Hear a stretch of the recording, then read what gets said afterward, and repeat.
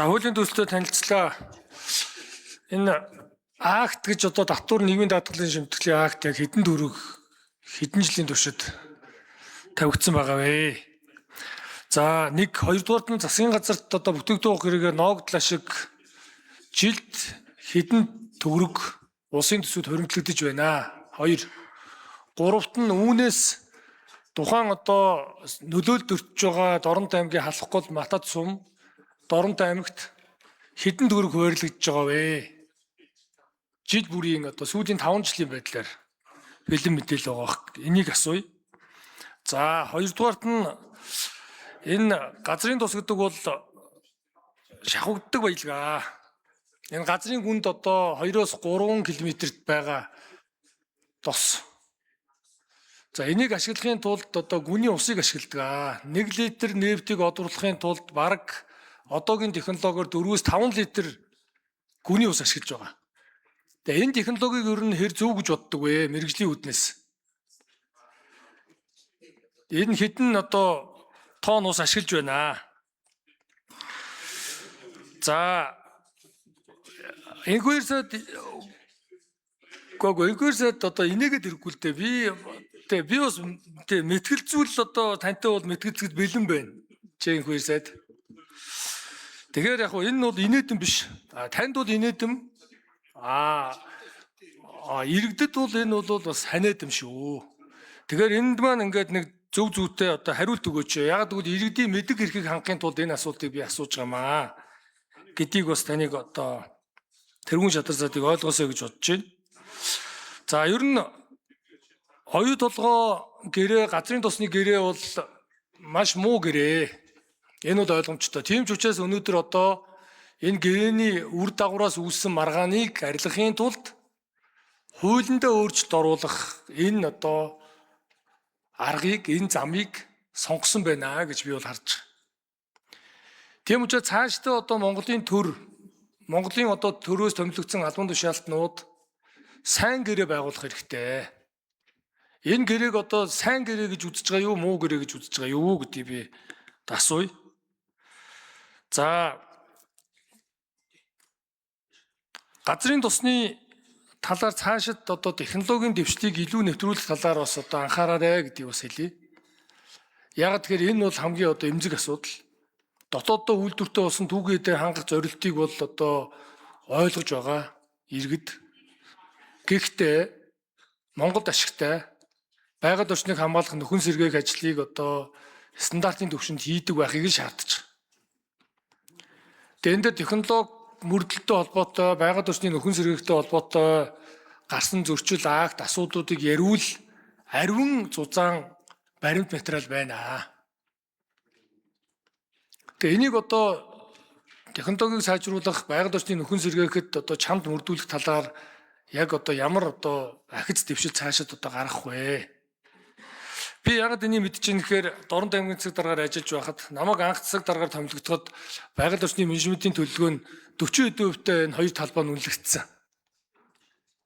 Тэгээ энэ бол яг одоо гарааны нөхцөл буюу байгаль нөхцөл байдлыг одоо харуулсан л үзүүлэлт. За үүнээс хойш одоо өнгөрсөн хугацаанд бүгд технологийн тээврийн хатуу хүчтэй авцаамтай болголоо. За гүний усыг ашиглахад нь тоолуур тавилаа. Гээд одоо олон дэвшилтэд зүйлүүд орон нутгийн санал санаачлаар гарсан. Гэхдээ та бүхэн цаашдаа энийг одоо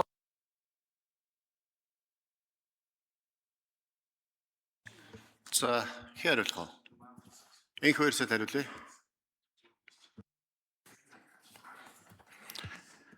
Монгол улс өөрийн шатах тос материалдаа болох гэж 35 жилийн өмнө анх бодлого эхэлсэн. Өнөөдрийн хүртэл үр дүн гараагүй. Түүхийдээ зараад олсон орлого валюта газрын тосонд шатахуун төгсөн хэвээрэл байна.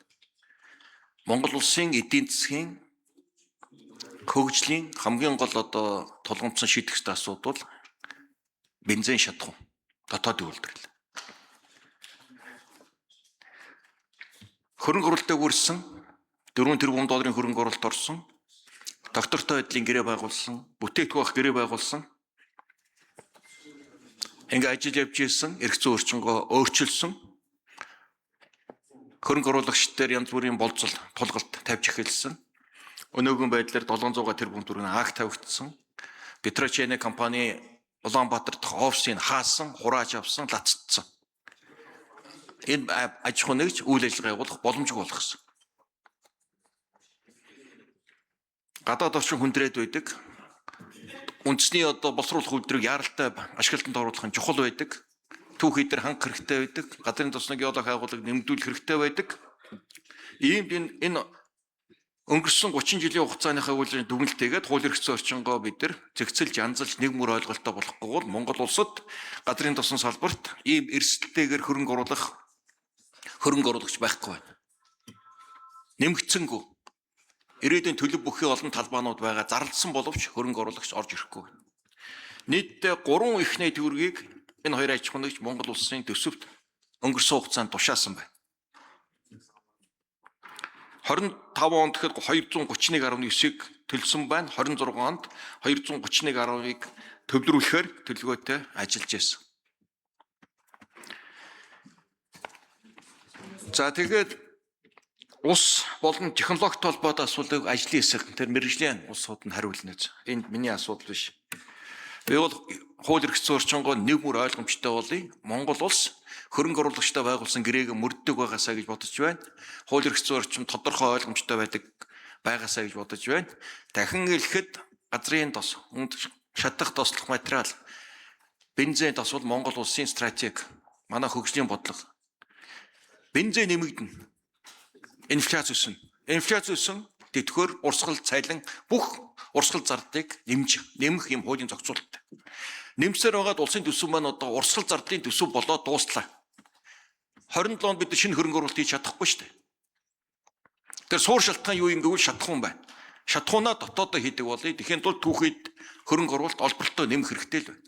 Тийм бодлогоор энэ хуулийн эрх зүйн орчныг хөрөлж оруулж ирж байгаа. За ажлын хэсэг хариулъя. Эндрийн 4-р микрофон Ажуулдар Эрдэсбайлгын. Ажуулдар Эрдэсбайлгын газрын төсний бодлогын газрын дарга ашиглалаа. За өнгөрсөн 2025 онд газрын төсний нөөц ашигласны төлбөрөөс нийт 36 тэрбум төгрөг улсын төсөвт орсон. За орон нутгийн хөгжлийг дэмжих санд бол үүний 30% нь очиж байгаа. Өөрөөр хэлбэл 10.9 тэрбум төгрөг нэгдсэн санд тий. Тэгэхээр нэгдсэн сангаас Доронтой аймаг руу ирэхээ өөрлөсөн талаар мэдээлэл өгөх сангийн амнаас дэлгэрэнгүй мэдээлэл авч танд өгье. За уснаас бол усны төлбөрт бол за тосуул 19 талбаас 1.8 тэрбум төгрөг, тамсаг орныг талбаас 1.8 тэрбум төгрөг, за бүтээгдэхүүн авах гэрэт 97 талбаас 442 сая төгрөг бол ус ашигласны төлбөрт бол улсын төсөвт орсон байна. За орон нутагт бол түрүүнд дурдсан нөөц ашигласны төлбөрөөс гадна бас орон нутгийг хөгжүүлэх урамшуул гэж жил бүр Петрочене компани одоо хоёр талбай дээр 50 мянган доллар өгдөг байна. Тусгай зөвшөөрлийн төлбөр 19-р талбай дээр 32,500 доллар, за 21-р талбай дээр 10 мянган доллар. За өнгөрсөн 2020-с 23 онд орон нутагтаа байгуулсан 3 талт хилцээрээр халахгүй Матас сумдад 450 мянган доллар тус ажил үйлчилгээ хийх гэх мэтчлэн гэрээнүүдийг байгуулж ажилласан байна. За Бадамсрын гишүүн тодруулж ирсвэ. За дамжны сайдын хувьд бас орон нутагт дөрөлтийн хувийг хуваарлах гэдгийг бас бодлогоор дэмжиж чад одоо их баярлалаа. Тэгээ бидний одоо зүүн бүс говийн бүсийн гишүүд хамтарч санаачилсан орон нутагт өгөөжөөс одоо хүргэх чиглэлийн хууль эрх зүйн орчин бол одоо дэмжих нь бол зайлшгүй чухал. Яагаад тэгэхээр энэ өмнгийн говь Мэнэн тамсгийн талд амьдран сууж ирсэн хэдэн малчдын ач уйнаар өнөөдөр бид энэ одоо оюут толгой, таван толгой, газрын тус гэдэг энэ ордуудаас орлого олж байгаа гэдгийг бид нар маш сайн ойлгох хэрэгтэй. 21 онд ардын хувьсгал ялгаа 500 өрхгүй мянган үнэтэй байсан. Нүүдэлчд энэ том нутгийг дэлгэсэн нутгийг бидэнд үлдээсэн шүү. Тийм учраас тэр хүмүүст өгөөж хуваарлах гэдэг болохоос энийг өөр юмд авах гэдэг юм байхгүй. Энийг маш хатуу ойлгох хэрэгтэй. Тэгээд 5-аас 10 жилийн хугацаанд засгийн газар бол баг энэ тавьсан акта тооцоод ингээд За гэлж боллоо тийм ээ. Сая Гэхдээ сангийн амныхан бас тэр актуудтай холбоотой орж байгаа орлого өгөөжтэй холбоотой асуудлуудаар тодорхой мэдээлэл бэлдэж өгөөрэй. За Бадамсрын гүшүү. Асуултаа гүйцэг асууч. Тэгэхээр би нөгөө орон нутагт ямар хөрөнгө хөөрлөж байна гэхэд ингээд хариулцахад айгүй боломжгүй л байгаад байгаа байхгүй. Үндсэндээ баг одоо хариулахад айгүй хэцүү байгаа байхгүй юу? Ягаад гэвэл нөгөө хөөрлөцгөө байхгүй. Тийм учраас энэ ерөөсөө ингээд тэнцвэртэй хөгжил гэдэг зүйлийг л бид нар одоо ухагтуунаар нь ойлгох хэрэгтэй. Улаанбаатар хотоос одоо насаараа амьдэрсэн хүмүүс, хөдөө орон нутагт насаараа байсан хүмүүс хоёрын хооронд их том ялгаа байгаа. Одоо их хурлын гишүүд хөдөө орон нутагт ажиллаж ирээд нэрээ одоо бас бодохоор юм их байдгийн байна гэдээ одоо саналаа хэлж байгаа шүү дээ. Тэгэхээр энийг одоо ээдээ энэ их хурлын гишүүд нийслэлээ сонгогдсон жагсаалт бусад одоо уул уурхай ашигт малтмлын нөлөөлөлд өртдөггүй бүсээ сонгогдсон гишүүд бас ойлгох хэрэгтэй, тэнд очиж үзэх хэрэгтэй. Энэ өөрөө их юм ялгаатай байдал одоо байдаг шүү гэдгийг би бас зориуд одоо хэлээ гэж бодож байгаа. Ягаад гэвэл алтын аваад авдрыг хайж болохгүй. Тэнд амьдрын сууж байгаа хязгаар нутгийн иргэдийн эрх ашиг. Энийг маш За асуулт асуусан үг гэлжлээ. Зочин танилцуулъя. Улсын их хурлын дэд дарга Жадамбын Бат Эрдэнийн урилгаар Булган аймгийн Дашин жилийн сумын